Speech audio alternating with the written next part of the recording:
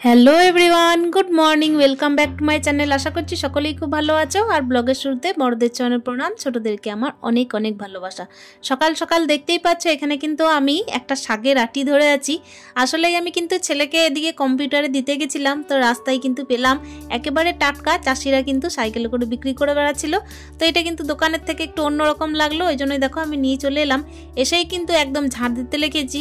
আর কি বলতো, এত ধুলো বেরোচ্ছে কেন জানি না, একটু ভালোভাবে ঝাঁটগুলো দিলাম তো ওই জন্য প্যাকেট তারপর হচ্ছে নানা ধরনের জিনিসপত্র ভেতর থেকে বেরিয়ে আসছে, তো একটু ভালোভাবে ঝাঁটটা দিয়ে দিলাম। আর এদিকে কিন্তু আমার সোয়েটার পরে একেবারে পোষাচ্ছিল না, ওই জন্য একটা গামছা ঢাকা নিয়ে সোয়েটারটাকে একেবারে কিন্তু খুলে রেখে দিলাম। রুমের ভেতরে বিছানা গুটানোটা অলরেডি কমপ্লিট হয়ে গেছে, আর রুমের ঝাঁটগুলোও কমপ্লিট হয়ে গেছে।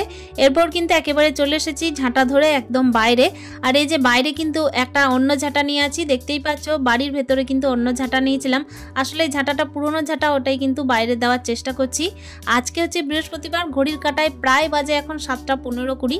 আসলে আমি ছেলেকে 7টার সময় কম্পিউটারে দিয়ে এসেছি, তারপর কিন্তু ঝাঁটটা দিতে লেগেছি।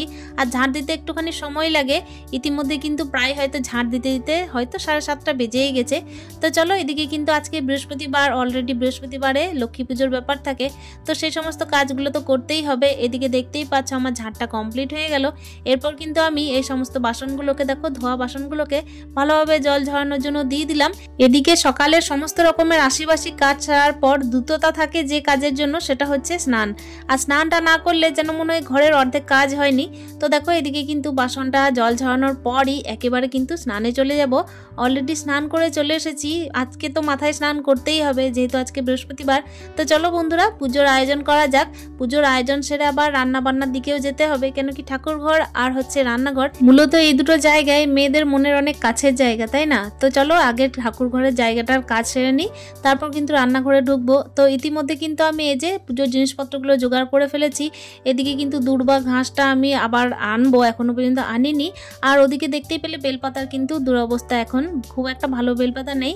আর কলা কিন্তু ইতিমধ্যে আমি মাঝখানে গিয়ে আবার নিয়ে এসেছিলাম। আর কি বলতো, আমার না একা ঘরে অনেক রকমের কাজ থাকে, হয়তো হুট করে মনে পড়লো যে এটা আনতে হবে সেটা আনতে হবে। তো এই সমস্ত কাজ করতে করতে আমার কিন্তু পুজো দেওয়ারও ব্যাপার থাকে, সমস্ত জোগাড় তো আমার একার হাতের। তাই হয়তো এই বয়সে অনেক কিছুই পেরে উঠছি না, কিংবা হচ্ছে অনেক কিছু জেনেও উঠতে পারছি না।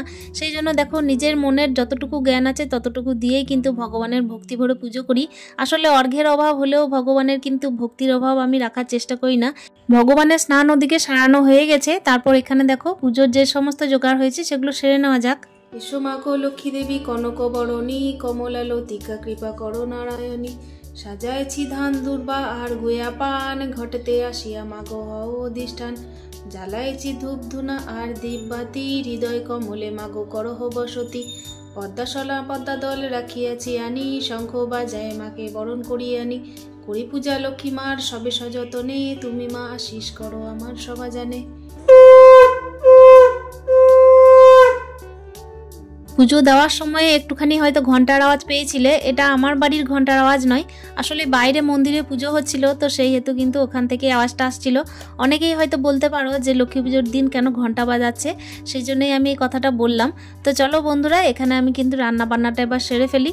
রান্না বান্না যেটুকু করা সেটুকু তোমাদের সাথে শেয়ার করছি। শাকটা এতটাই ভালো ছিল যে আমার না দেখে খুবই মনে হচ্ছিল যে কাঁচাই খেয়ে ফেলি। এত ছোট ছোট শাক আর এত টাটকা শাক এই মাত্র যেন মাঠে থেকে তুলে এনেছে, সেই জন্যই এটাকে না আমি 2 দিন রান্না করব। আসলে অনেকটাই শাক, আমি আর ছেলে মিলে কিন্তু এই শাকটা 2 দিন খাওয়া হয়। এখন তো শীতকালীন সবজি, সেগুলোকে মিশিয়ে মিশিয়ে শাকটাকে রান্না করা, আর সেই জন্যই কিন্তু সমস্ত শাক একদিনে রান্না করব না। আসলে যেটুকু রান্না করব তার অবশিষ্টটা ফ্রিজে তুলে রাখবো, কিন্তু হ্যাঁ সমস্তটা আমি বেছে ধুয়ে তারপর কিন্তু তুলে রাখবো। তো চলো আজকে কিন্তু রোদে বসে বসে খুব ভালোভাবে শাকটাকে বেছে নিচ্ছি।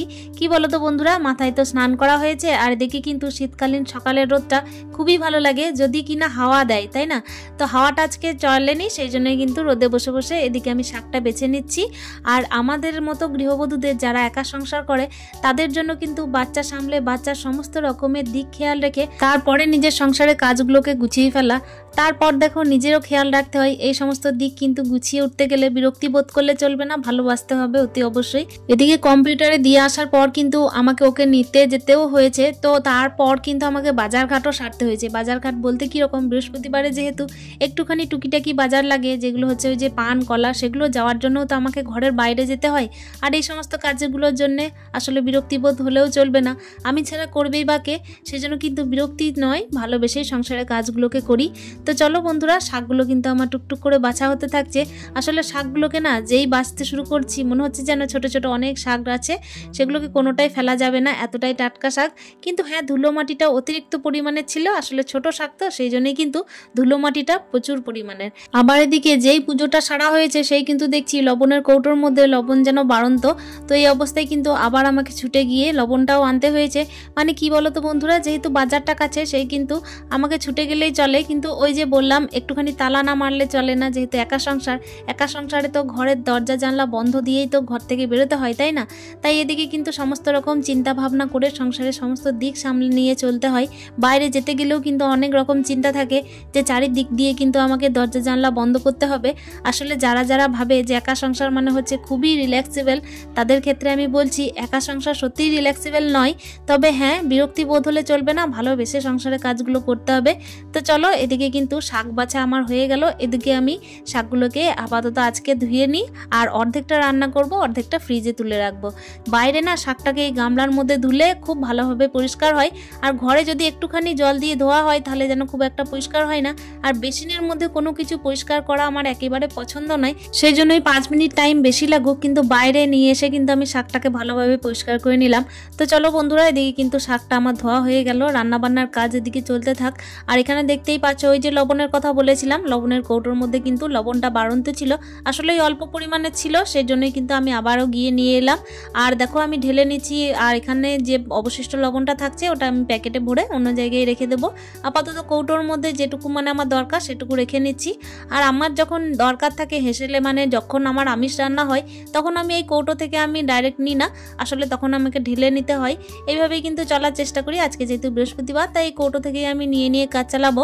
তো দেখো আজকে কি রান্না করছি, তাড়াতাড়ির মধ্যেই কিন্তু রান্না করছি। কস্তুরি মেথি দিয়েছি, সেদ্ধ আলুর সাথে কিন্তু আমি এই যে সয়াবিন তরকারিটা করেছিলাম, আদা বাটা জিরে বাটা লঙ্কা দিয়ে তরকারিটা করেছিলাম, ওপর থেকে কস্তুরি মেথিটা দিয়ে দিয়েছিলাম। অলরেডি তরকারিটা হয়ে গেছিলো, সেই জন্যই দেখো আমি কিন্তু বাটির মধ্যে ঢেলে নিয়েছি। আর ওদিকে কিন্তু সর্বপ্রথম আমি ভাতটা ডালটা অলরেডি করে ফেলেছি, ওটা কিন্তু হয়ে গেছে। ডালটা এদিকে ফোড়ন দেওয়া হয়নি, তো ডালটা আমি ফোড়ন দিয়ে নিয়েছি। আজকে যেহেতু নিরামিষ তাই কিন্তু এমন কিছু রান্নাটা হচ্ছে না। এদিকে দেখতেই পাচ্ছ ডালটাও ফুটে গেল। তো রান্নাটা আমার চটজলদি আজকে হয়ে গেছে, যেহেতু আজকে ওই যে বললাম বৃহস্পতিবার, তাই একটুখানি সময় তো লাগেই, তাই না? তার উপর একা সংসারে হাল ধরার মতো শুধুমাত্র আমি, তাই এই দিক সেদিক করে কিন্তু আমাকে ঘরের কাজ সামাল দিতে হয়, ঠাকুর সেবা করতে হয়। তো চলো কি রান্না করেছি এখানে দেখতেই পেলে, শাক করেছি, ভাত হয়ে গেছে, আর এখানে এই যে সয়াবিনের তরকারিটা, তার সাথে ছিল ডাল। আর খেতে বসার টাইমে আমি ওখানে নল পাপড়টা ভেজে নিয়েছিলাম।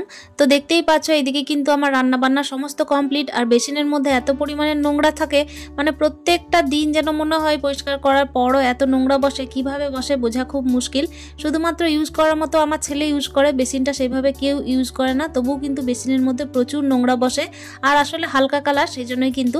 তো এখানে আমি চেষ্টা করলাম, আজকে যেহেতু রান্নাটা হয়ে গেছে, খাওয়া দাওয়ার কিন্তু টাইম অলরেডি হয়ে গেছিলো, তো হাতের মধ্যে হ্যান্ড ওয়াশ করতে এসে মনে হলো যে আগে আমি বেসিনটা পরিষ্কার করি, তা নাহলে কিন্তু একেবারে মনটা ভালো লাগছিল না, দেখে খুবই যেন নোংরা বোধ হচ্ছিল। সেই জন্যই। আর কি বলতো, সংসারের সমস্ত কাজগুলো যখন চোখের দিকে তাকাই না, আমাকে কিন্তু দেখে মনে হয় যে সেগুলোকে যদি আমি পরিষ্কার না করি তাহলেই যেন সংসারের কাজে বিরক্তি আসবে। আর সংসারের কাজে বিরক্তি বোধ হলে তো চলবে না, ভালোবেসে সংসারের কাজ করতে হবে। আর আমি কোনো দিন কিন্তু সংসারে কোনো কাজে বিরক্ত বোধ করিনি, সব সময় ভালোবেসে সংসারের কাজ করেছি, তা নাহলে কিন্তু সংসারে কোনো কাজ করাও যাবে না। তো চলো এদিকে কিন্তু বেসিন পরিষ্কার করে এসে ভালোভাবে হ্যান্ড ওয়াশটা করে আমি ভাতগুলো বেড়ে নিচ্ছি। আসলে এখানে আমি বলে রাখি, আমার মা কিন্তু দুপুর টাইমে একটু মিটিংয়ে গেছিল, তো বাড়ি ফিরে কিন্তু আমাদের সাথে দেখা করেছিল। মানে এদিকেই তো আমাদের বাবার বাড়ি, যারা আমার ব্লগ দেখো তারা নিশ্চয়ই জানবে যে আমার বাবার বাড়ি আর শ্বশুর বাড়ি অনেকটাই কাছাকাছি, সেই জন্য মা দেখা করতে এসেছিল। মাকে বললাম আমাদের সাথে একটু বসে খেয়ে নিতে, তো সেই ভিডিওটা ক্যাপচার করা হয়নি যদিও বা। তাহলে চলো, ভাতটা তো এদিকে বাড়া হয়ে গেছে, আর ওদিকে আমি ছেলেকে আর মাকে খেতে দিয়ে দিই, তারপর কিন্তু আমি নিজেও খেয়ে নেব। আসলে কি বলতো, সবাই মিলে একসাথে খেলে না বেশ ভালোই লাগে। জীবনের একটা পর্যায়ে এসে খুব ভালোভাবে একটা জিনিসকে উপলব্ধি করতে পেরেছি যে জীবনে যদি কোনো কাজে বিরক্তিবোধ আসে তখন কিন্তু সেই কাজটা খুব একটা ভালোভাবে হয় না, খুব একটা ভালোভাবে কি হয়তো হয়ই না কাজটা। সেই জন্য কিন্তু নিজের সংসারের সমস্ত কাজ বিরক্তিবোধ করে নয়, ভালোবেসে অতি অবশ্যই করি। আর সত্যি কথা বলতেই কি, আমাদের মতো বাড়ির হাউসওয়াইফরা অতি অবশ্যই যারা নিজের ওপরে নির্ভর করে সংসারটাকে চালায় আর দূরে থেকে হাজব্যান্ডের একটু সাহায্য পায়, সেখান থেকে কিন্তু সংসারটাকে দাঁড় করানো আর সবথেকে বড় কথা হচ্ছে ভালোবেসে দাঁড় করানোটা একটু চ্যালেঞ্জের ব্যাপার। আর এই চ্যালেঞ্জকে আমাকে অ্যাকসেপ্ট করতেই হবে, তাই বিরক্তিবোধ নয়, ভালোবেসে সংসার কাজগুলো প্রত্যেক দিন করে থাকি। ব্লগের একেবারে লাস্ট মুহূর্তে চলে এসেছি, খাওয়া দাওয়ার বাসনপত্রগুলো মেজে কিন্তু একদম বাড়ি চলে যাব। আর আজকের ব্লগটা আমি এখানেই শেষ করব। যারা যারা আমার ব্লগ প্রত্যেক দিন দেখে থাকো তাদেরকে আমার অসংখ্য অসংখ্য ধন্যবাদ। অতি অবশ্যই আজকের ব্লগটা কেমন লেগেছে তোমরা তোমাদের মূল্যবান কমেন্টের মাধ্যমে নিশ্চয়ই জানানোর চেষ্টা করবে। আর তোমরাও তোমাদের সংসারের প্রতি নিশ্চয়ই কখনো বিরক্ত বোধ করো না, ঠিকঠাক আমার মতোই। তাহলে দেখা হচ্ছে অন্য আর একটা ব্লগে, ততক্ষণের জন্য স্টে হ্যাপি, টাটা।